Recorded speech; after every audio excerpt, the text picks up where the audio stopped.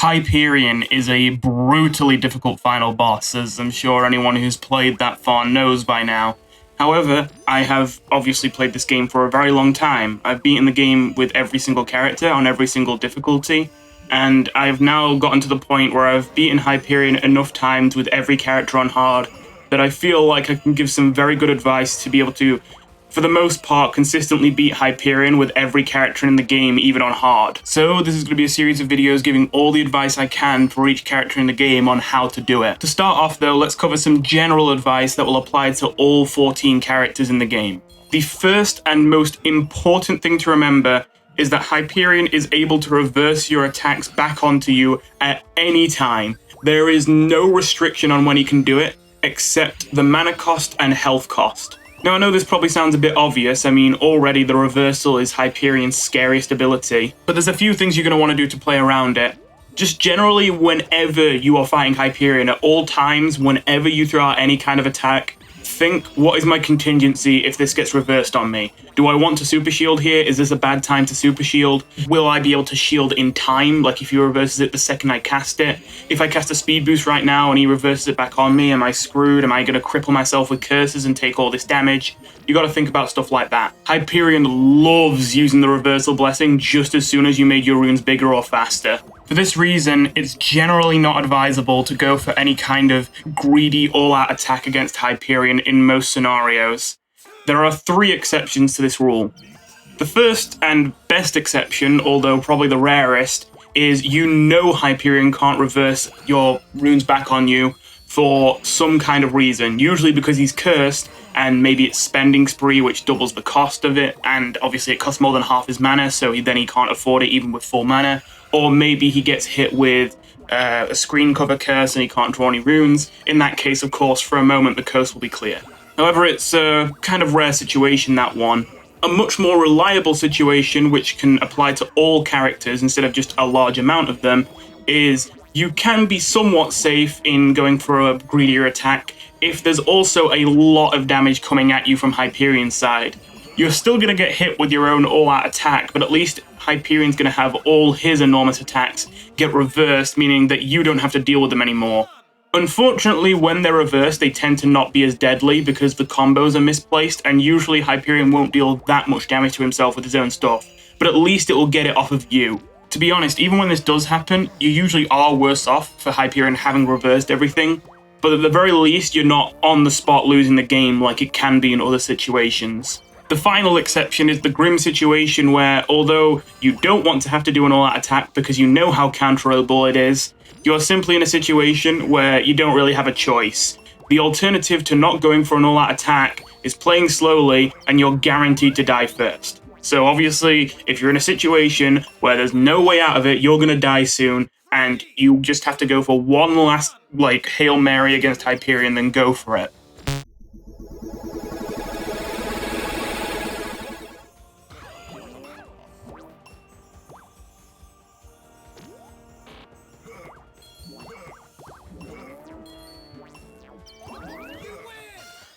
Good try! Better luck next time! Second tip, do not use your super shield on cooldown. You're gonna need it constantly, and you simply can't use it on every attack that comes at you. At the end of the day, literally all of Hyperion's major combos are the kinds of things which can take enormous chunks off your health bar if you don't have some special kind of blessing which can help with defending them, and the only way to get around that is the super shield. Which means you're going to want to use it constantly, but you can easily fall into the trap of just being like, oh, I got my super shield back, I'll use it again. Oh, I got my super shield back, I'll use it again.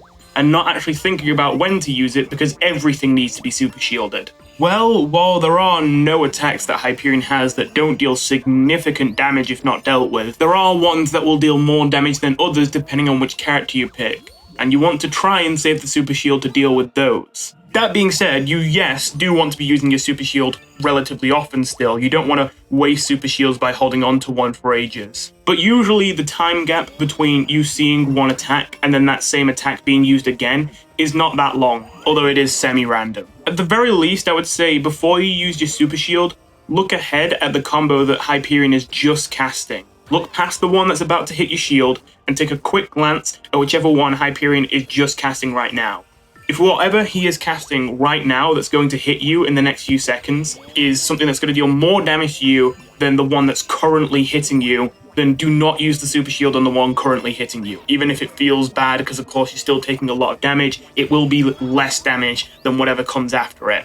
Third tip, it's generally a good idea to start the game by using your pet to cast a perfect curse that somehow debilitates Hyperion with most characters. This is to make sure that Hyperion starts on the back foot, so early on you have the advantage. Yes, you could deal damage to him early on, but that's not as good as getting a curse off earlier on in most cases. It's a bit weird, but if you think about it, technically damage doesn't do anything until you've done enough to fully kill the opponent.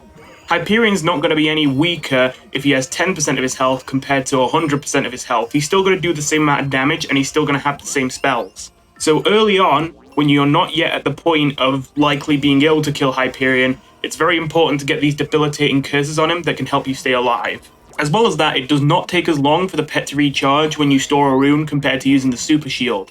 So, your super shield should be recharged by the time Hyperion's second combo reaches you. You will get hit by the first, but usually that's worthwhile.